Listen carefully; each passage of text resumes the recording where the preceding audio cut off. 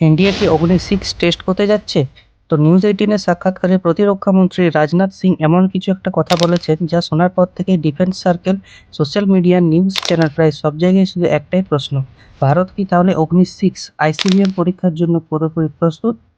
তিনি বলেছেন, अग्नि 6 मिसाइल का टेस्ट कब होगा नक्की पर प्रतीक्षा करिए हाँ, जो होगा समय के साथ सब अच्छा होगा आपको खुशी होगी। অগ্নি 6 যা ভারতের সবচেয়ে উন্নত ইন্টারকন্টিনেন্টাল ব্যালিস্টিক মিসাইল, যার রেঞ্জ হতে পারে 11 থেকে 12,000 কিলোমিটার পর্যন্ত, যার অর্থ পৃথিবীর প্রায় প্রতিটি দেশই এর নাগালে চলে আসবে। তবে আসল গেম চেঞ্জার হলো এমআইআরভি টেকনোলজি, মানে একটি ক্ষেপণাস্ত্র দিয়ে একসাথে একাধিক টার্গেটে আঘাত করার ক্ষমতা।